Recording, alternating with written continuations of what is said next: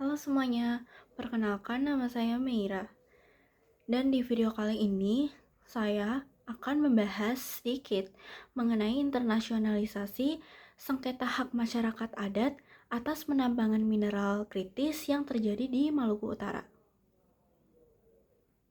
Pencemaran pesisir itu sendiri dapat merusak ruang hidup nelayan tradisional. Meski proyek ditetapkan sebagai proyek strategis nasional atau PSN, masyarakat adat masih merasa hak konstitusionalnya dan hak internasional mereka itu diabaikan. Yang selanjutnya, ada mekanisme hak asasi manusia internasional dan tanggung jawab negara atau state responsibility. Hukum internasional yang masih relevan ada UNDRIP atau United Nations Declaration on the Rights of Indigenous People tahun 2007. Meski bukan treaty yang mengikat, ini sudah menjadi standar global. Ada di pasal 26, hak atas tanah dan sumber daya tradisional. Lalu pasal 32, negara wajib berkonsultasi dan mendapatkan free, prior, and informed consent sebelum proyek yang memengaruhi tanah, wilayah, atau sumber daya adat, terutama pertambangan. Lalu ada di pasal 29, perlindungan lingkungan dan larangan penyimpanan limbah berbahaya tanpa konsen. ILO Convention 169 menekankan mengenai partisipasi dan juga konsen masyarakat adat.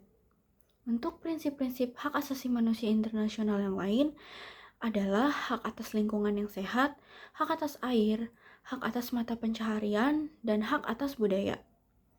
State responsibility, Indonesia sebagai negara bertanggung jawab atas tindakan atau kelalaiannya yang melanggar kewajiban internasional. Meski proyek swasta, jika negara memberikan izin tanpa FPIC yang memadai, mengabaikan AMDAL, atau tidak melindungi masyarakat dari pencemaran, maka negara bisa dimintai pertanggungjawaban.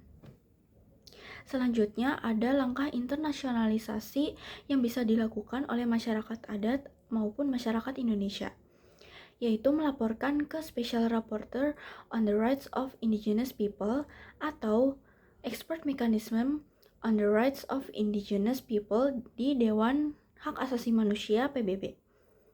UN Committee on the Elimination of Racial Discrimination bisa gunakan prosedur Early Warning and Urgent Action. Pengaduan ke mekanisme regional atau human rights, komite jika ada pelanggaran ICCPR. Gugat di pengadilan nasional terlebih dahulu, kemudian naik ke forum internasional jika gagal. Advokasi ke investor asing agar patuh UN Guiding Principle on Business and Human Rights. Konsekuensinya, jika terbukti pelanggar, Indonesia bisa dimintai reformasi kebijakan, restitusi tanah, kompensasi, atau pemulihan lingkungan. Secara politik, ini bisa merusak citra Indonesia di mata investor berkelanjutan dan komunitas internasional. Namun, Indonesia juga bisa berargumen bahwa pembangunan nasional ini untuk transisi energi juga punya legitimasi asal dilakukan dengan keseimbangan hak. Jadi secara keseluruhannya, kasus sengketa hak masyarakat yang terjadi di Maluku ini mencerminkan ketegangan klasik antara kepentingan pembangunan ekonomi nasional dengan perlindungan hak asasi manusia dan juga perlindungan lingkungan menurut standar internasional. UNDRIP dan prinsip free, prior, and informed consent semakin menjadi norma yang penting dan tidak bisa lagi diabaikan oleh negara.